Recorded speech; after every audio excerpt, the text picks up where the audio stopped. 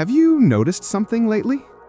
As the years go by, we start to change, not just in how we look, but in how we live, think, and feel.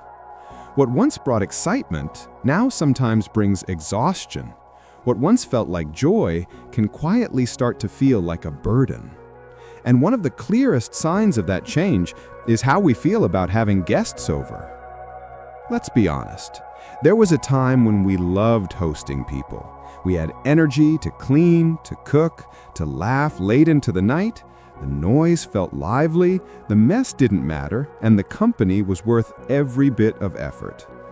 But now, things feel different, don't they? The home doesn't feel like a stage for gatherings anymore. It feels like a sanctuary, a safe, quiet place where peace finally takes priority. And when guests come over, even the kindest ones, it can sometimes disturb that peace we've worked so hard to build. Now, this doesn't mean we've become cold or unfriendly, not at all. It just means we've started to listen, really listen, to what our bodies and hearts need at this stage of life. Think about it. Hosting used to be simple, but these days, it takes a lot out of us. Walking back and forth, preparing meals, keeping things tidy, even sitting for long conversations can be tiring when the body aches or the energy dips. For those living with joint pain, mobility issues, or chronic conditions, what once felt like a small effort can now feel overwhelming. Even thinking about preparing for guests can bring stress. And for many older adults, routines like sleep schedules, medication, or meals are carefully balanced. One unplanned visit can throw all of that off track. Add to that the quiet worry about germs or illness, and it's no wonder the door doesn't swing open as often as it used to. It's not the people we dislike, it's the effort that hosting demands and the recovery it now requires. When you're young, you can bounce back overnight. But when you're older, even a joyful visit can take days to recover from. And so, we start protecting our peace. We begin to say no more often, not out of selfishness, but out of wisdom. Beyond health and energy, there's something deeper here, the quiet beauty of solitude. You see, loneliness and solitude are not the same. Loneliness is that ache for company, but solitude is peace. It's chosen calm. It's the joy of sitting alone with your thoughts, watching the sky, watering your plants, listening to soft music, and realizing that you're perfectly content. It's the gift of silence after a lifetime of noise. And when we discover that peace, we start protecting it fiercely. Visitors, no matter how kind, can unintentionally disturb that rhythm. Their voices, their movements, their energy, it all changes the air in the room. So fewer visits start to feel less like a loss and more like a blessing. Some people might call this antisocial, but that's not fair, is it? It's not that we've stopped caring about people, we've just learned to care for ourselves too. The energy we once spent endlessly socializing, we now save for what truly matters, for reflection, for comfort, for the small, simple joys that make each day gentle and meaningful. Because by this point, we know something younger people don't often.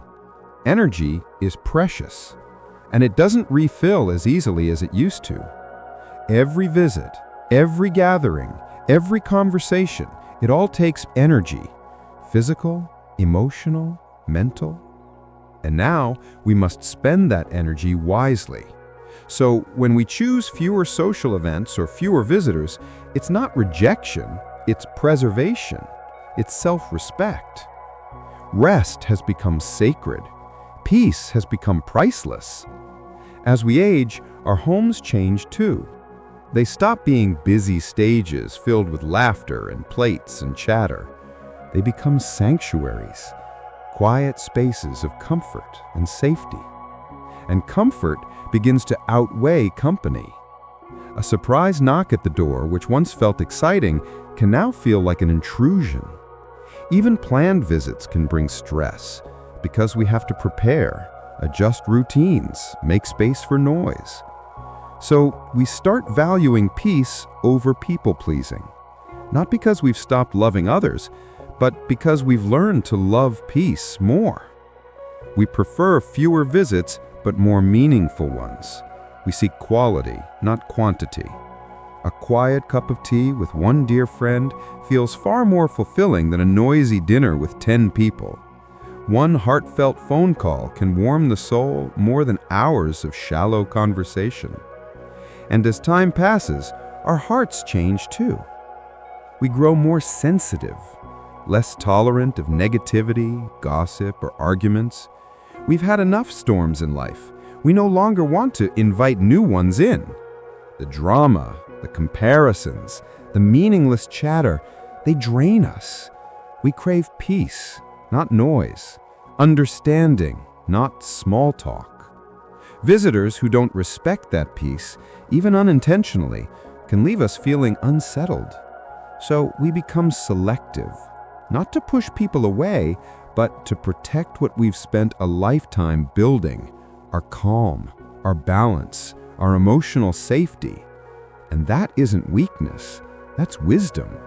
It's life teaching us what truly matters. So if you've noticed that you don't enjoy having guests like you once did, don't feel guilty. You're not becoming bitter or cold, you're becoming honest. You've learned that peace is more valuable than performance, comfort more important than constant company, depth more meaningful than noise. You've spent decades giving to others, hosting, serving, making everyone else comfortable. Now, it's time to make yourself comfortable, to let your home finally be your sanctuary.